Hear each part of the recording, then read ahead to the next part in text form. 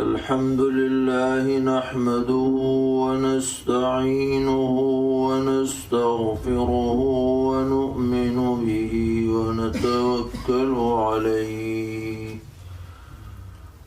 ونعوذ بالله من شرور أنفسنا ومن سيئات أعمالنا من يهده الله فلا مضل له ومن يضلل فلا هادي له ونشهد أن لا إله إلا الله وحده لا شريك له ونشهد أن سيدنا ومولانا محمدا عبده ورسوله صلى الله تبارك وتعالى عليه وعلى آله وأصحابه وذرياته أجمعين. أما بعد فأعوذ بالله من الشيطان الرجيم. بسم الله الرحمن الرحيم. وقال الذين لا يرجون لقاءنا لولا أنزل علينا الملائكة أو نرى ربنا لقد استكبروا في أنفسهم وعتوا عتوا كبيرا يوم يرون الملائكة لا بشرى يومئذ للمجرمين ويقولون حجرا محجورا. وقدمنا إلى ما عملوا من عمل فجعلناه هباء منثورا. أصحاب الجنة يومئذ خير مستقرا وأحسن مقيلا. صدق الله مولانا العلي العظيم.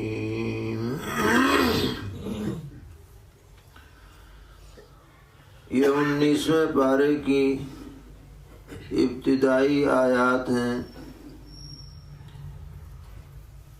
اور سورہ فرقان کی آیت نمبر 21 سے اور آیت نمبر 24 تک تلاوت کی گئی ہے. مضمون پیچھے سے یہ چل رہا ہے کہ مکہ معظمہ کے جو کفار اور منکرین تھے وہ مختلف قسم کے پروپیگنڈے اور اعتراضات کیا کرتے تھے کہ یہ رسول کیسے ہو سکتا ہے، یہ تو ہماری ہی طرح کھاتا پیتا ہے، بازاروں میں جاتا ہے، اور اس کے ساتھ کوئی باڈی گارڈ ہونا چاہیے تھا، اس کے محل ہونے چاہیے تھے، اس کے باغات اور باغیچے ہونے چاہیے تھے وغیرہ. تو ان سب باتوں کا پچھلی آیات میں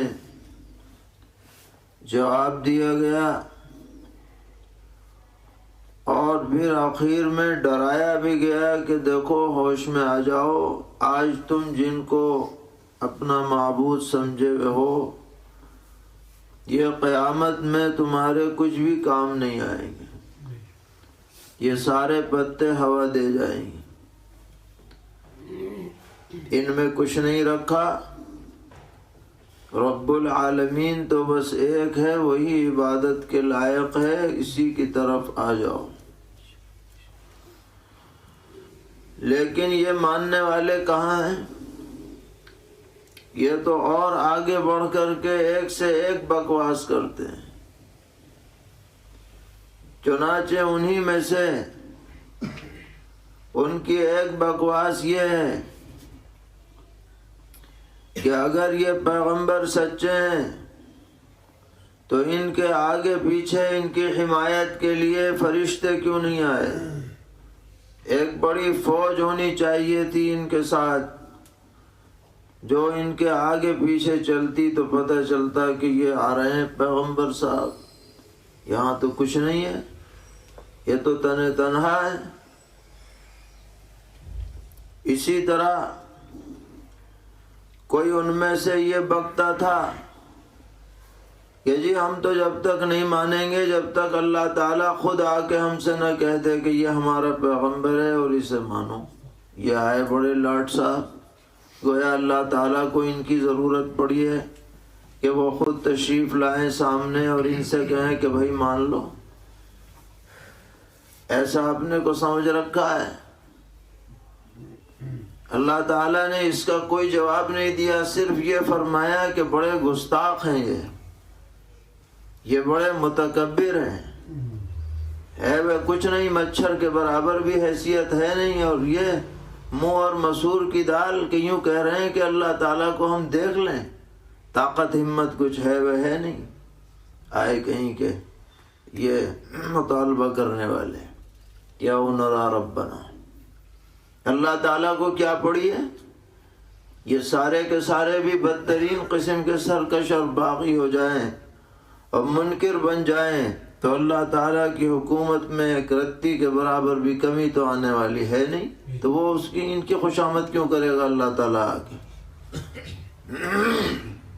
تو فرمایا یہ بڑے متکبر ہیں، مغرور ہیں، گھمنڈی ہیں، ایسے مطالبے کر رہے ہیں، دیکھنے کی تاب تو ہے نہیں۔ بڑے بڑے پیغمبر جو اللہ کے مقرب ترین بندے ہیں، ان کو ذرا سی تجلی دکھائی گئی تو وہ تو بے ہوش ہو گئے، اور یہ باغی اور سرکش یہ دیکھ پائیں گے اللہ تعالیٰ کو؟ اور کر رہے ہیں مطالبہ کہ ہم اللہ کو دیکھیں تب مانیں گے۔ یہ سراسر ان کی ہٹ دھرمی ہے اور ضد ہے۔ اب فرمایا انتظار کرو، ایک دن آئے گا، آج یہ فرشتے پکار رہے ہیں، جب فرشتے ان کو پکڑنے کے لیے آئیں گے، چاہے وہ موت کا وقت ہو، جب ان کی روح نکالنے کے لیے آئیں گے تو ان کی ہوا خراب ہوگی اور انہیں دیکھ کر ہی حواس باختہ ہو جائیں گے اور ساری خوشی جو ہے وہ کافور ہو جائے گی، کیونکہ بڑے بھیانک انداز میں منکرین کی روح نکالنے والے فرشتے آتے ہیں، بہت ہی بھیانک صورت میں کہ دیکھ کے آدمی کا پتا پانی ہو جائے۔ تو آج فرشتے پکار رہے ہو کہ فرشتے آئیں، جب فرشتے آئیں گے تو کہیں گے کہ کاش کہ یہ نہ آتے، تو ساری ہیکڑی نکل جائے گی ایک ہی فرشتے کو دیکھ۔ اور پھر مفسرین لکھتے ہیں کہ اس کا مطلب یہ بھی ہو سکتا ہے کہ جب جہنم میں یہ جائیں گے اور وہاں ان پہ فرشتے مقرر ہوں گے ان کو عذاب دینے کے لیے، تب خیال آئے گا کہ لو ہم کہتے تھے فرشتے آ جائیں، یہ فرشتے ہم ہی پہ مسلط ہو گئے۔ اب فرشتوں سے کہیں گے کہ بچاؤ بچاؤ، تو فرشتے بھی کہیں گے کہ ہاں تمہیں جہنم سے روکا جائے گا، تمہارے لیے تو اب عذاب ہی مقدر ہے۔ تو بڑی سخت تنبیہات ہیں قرآن پاک کی کی طرف سے یہ تعبیرات اختیار کی جاتی ہیں کہ اگر کسی کے اندر بھی کچھ ضمیر زندہ ہو تو وہ ہوش میں آ جائے اور اپنی عاقبت کو درست کر لے۔ اب کسی کے ذہن میں یہ بات آ سکتی ہے کہ بھائی ہم میں سے بہت سے لوگ ایسے ہیں کہ جو بڑے اچھے اچھے کام بھی کرتے ہیں، کفار میں بھی ایسے ہیں بہت سے، سماجی خدمات انجام دیتے ہیں، رفاہی خدمات انجام دیتے ہیں، لوگوں کے کام آتے ہیں، مصیبت زدوں کے معاون بنتے ہیں، فقیروں کی مدد کرتے ہیں، بہت سے ایسے بھی ہیں۔ تو کوئی یوں نہ سمجھے کہ میاں یہ اعمال ان کے کام آ جائیں گے اور ان کو نجات دلا دیں گے اور یہ عذاب سے بچ جائیں گے بغیر ایمان لائے۔ اللہ تعالیٰ نے فرمایا کہ ہمیں سب پتہ ہے انہوں نے کیا کر رکھا ہے، اچھا برا سب معلوم ہے، اور جتنے بھی اعمال انہوں نے اچھے کیے ہیں قیامت کے دن وہ سب کے سب ہوا میں اڑا دیے جائیں گے، ان کی کوئی حیثیت اور وقت نہیں ہوگی، کیونکہ بغیر ایمان کے ان کے اندر کوئی وزن نہیں۔ اور پھر یہ کہ جو کیے بھی تھے وہ دکھاوے کے لیے کیے تھے کہ لوگ ہمیں اچھا کہیں، سخی کہیں، رحم دل کہیں، مہربان کہیں، تو ظاہر ہے کہ ان کے اندر کوئی وزن نہیں ہوگا اور انہیں سب خاک میں ملا دیا جائے گا، ساری محنتیں ان کی عکارت ہو جائیں گی۔ بعض ایسے لوگ تھے جن کے بارے میں نبی اکرم علیہ الصلوۃ والسلام کے سامنے ذکر ہوا کہ فلاں آدمی ایسا تھا، اس نے اتنے غلام آزاد کیے اور جناب اتنے لوگوں کو کھانا کھلایا اور ایسا کیا ویسا کیا، اس کی بڑی شہرت تھی پورے معاشرے میں۔ پوچھا گیا کہ ان کی نجات ہو جائے گی یا نہیں؟ فرمایا جب انہوں نے کلمہ طیبہ لا الہ الا اللہ نہیں پڑھا تو نجات کی کوئی شکل نہیں، چاہے ہزاروں غلام آزاد کر دیے ہوں، کیا ہونے والا ہے؟ یہی حال آج کا بھی ہے۔ بہت سے غیر مسلم جو عیسائی ہیں بالخصوص پوری دنیا کے اندر لوگوں کی مدد کرتے ہیں اور تعاون کرتے ہیں، بڑی بڑی تنظیمیں ہیں ان کی، بڑے بڑے ادارے ہیں، جہاں بھی کوئی آفت آئے، سیلاب آئے، جہاز کے جہاز ان کے پہنچ جاتے ہیں۔ سکھوں کا بہت بڑا نیٹ ورک ہے اور بھی بہت سے لوگ کام کرنے والے، لیکن چونکہ ایمان نہیں ہے اس لیے یہ سارے اعمال ان کے لیے نجات کا سبب نہیں بن سکتے ہیں۔ ایمان ایسی دولت ہے اور ایمان ایسی نعمت ہے کہ جس پر آخرت میں نجات کا مدار ہے، اس کے بغیر کچھ نہیں ہونے والا ہے۔ تو فرمایا اپنے اعمال پہ بھروسہ مت کرنا کہ اس کی وجہ سے تم بچ جاؤ گے، یہ اعمال تو تمہارے سب کے سب خاک میں مل جائیں گے، کوئی حیثیت ان کی نہیں۔ اس کے بعد فرمایا کہ ایک طرف اپنا انجام دیکھو اور دوسری طرف اللہ تعالیٰ نے اپنے مومن اور نیک بندوں کے لیے جو جنت تیار فرما رکھی ہے اس کی طرف نظر کرو، تو تمہیں پتہ چلے گا کہ یہ جنت میں جانے والے لوگ یہی مزے میں، عافیت میں، آرام اور راحت میں بے فکر ہیں، ان کو حقیقی کامیابی ملنے والی۔ تو اس تک جانے کا راستہ ابھی بھی کھلا ہوا ہے، جب تک دم میں دم اور جان میں جان ہے توبہ کر لو، اللہ کی طرف لوٹ آؤ اور اپنے ایمان اور اعمال کے اوپر قائم ہو جاؤ، تو پھر اللہ تعالیٰ کی رحمت کا دروازہ کھلا ہوا ہے۔ جیسے اوروں کو اس نے معاف کر دیا تمہیں بھی معاف کر دے گا۔ اس کے ہاں نہ معافی کی کمی ہے، نہ مغفرت اور رحمت کی کمی ہے۔ تو فوری طور پر اہل جنت کا بھی تذکرہ کر دیا کہ دیکھو ایک طرف یہ تمہارا انجام ہے برا اور ایک طرف وہ نیک انجام ہے، راستے دونوں کھلے ہوئے ہیں، تمہاری مرضی ہے، چاہو تو غلطی پر قائم رہو تو سزا کے مستحق بنو گے، چاہو تو اللہ کی طرف رجوع ہو جاؤ تو تمہارا نام بھی جنتیوں میں لکھ دیا جائے گا۔ اللہ کی جنت بہت وسیع ہے۔ فرمایا وقال الذین لا یرجون لقاءنا لولا انزل علینا الملائکۃ او نرى ربنا، اور کہتے ہیں وہ لوگ جو ہماری ملاقات کے امیدوار نہیں ہیں، یعنی آخرت پہ یقینی نہیں ہونا، وہ تو سمجھتے ہیں بس دنیا ہی دنیا ہے جو کچھ ہے۔ وہ کہتے ہیں کہ ہماری طرف فرشتے کیوں نہیں اتارے گئے، یا ہم دیکھ لیتے اپنے رب کو، یعنی ہم تو جب ایمان لاتے فرشتے آتے ہمارے سامنے، وہ کہتے ساری دنیا میں اعلان کرتے کہ ان کو حضور کو اللہ نے اپنا نبی بنایا ہے، تم انہیں مانو، یا ہم خود اللہ تعالیٰ کو دیکھتے اور اللہ تعالیٰ ہم سے کہتے۔ فرمایا لقد استكبروا في أنفسهم وعتوا عتوا كبيرا، یہ اپنے آپ میں بڑی بڑائی رکھتے ہیں اور انہوں نے بہت بڑی شرارت کی ہے۔ دیکھیے اللہ تعالیٰ نے اس کا کوئی جواب نہیں دیا کہ یہ کہہ رہے ہیں فرشتوں کو اتارو یا رب کو دیکھو، بلکہ صاف صاف یہ کہا کہ ان کی اوقات کیا ہے، یہ اپنے کو بڑا سمجھ رہے ہیں، ان کی حیثیت کیا ہے کہ ان کو بتانے کے لیے فرشتے بھیجے جاتے۔ نہ مانو، اللہ کو تمہاری کوئی ضرورت نہیں، پڑے رہو گمراہی میں ضلالت میں۔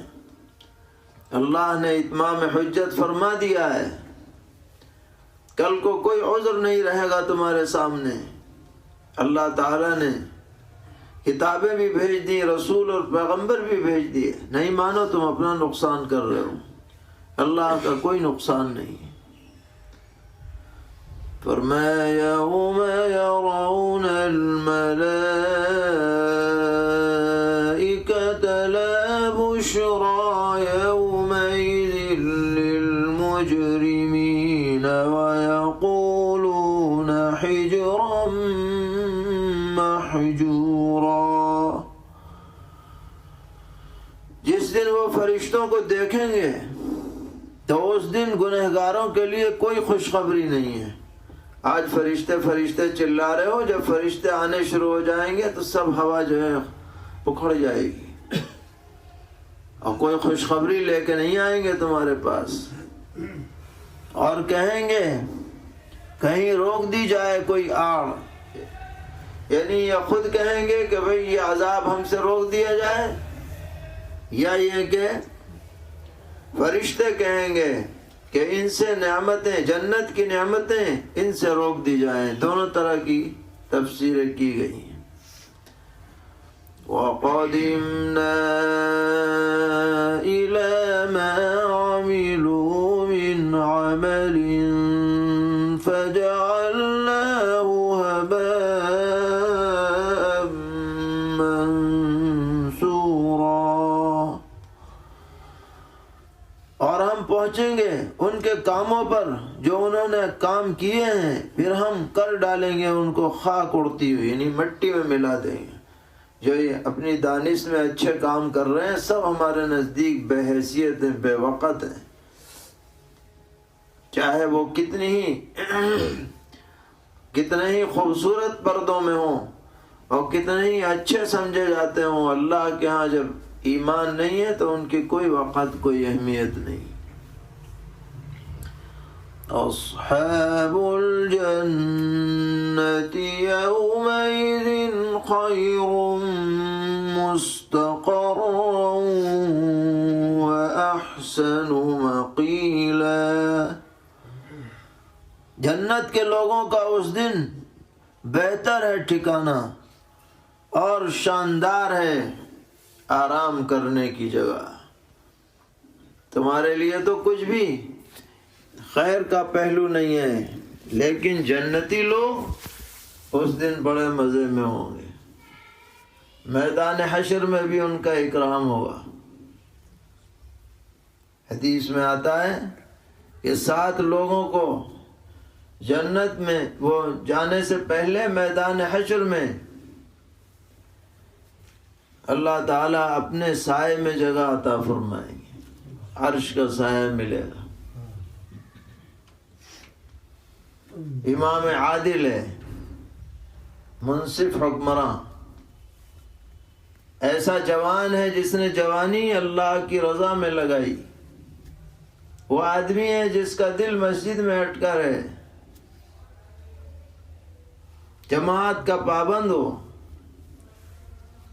وہ شخص ہے کہ جو نازک موقع پر جب کہ کوئی بدکار عورت اسے بدکاری کی طرف بلائے اور وہ کہہ دے کہ نہیں مجھے اللہ سے ڈر لگتا ہے اور برائی سے بچ جائے،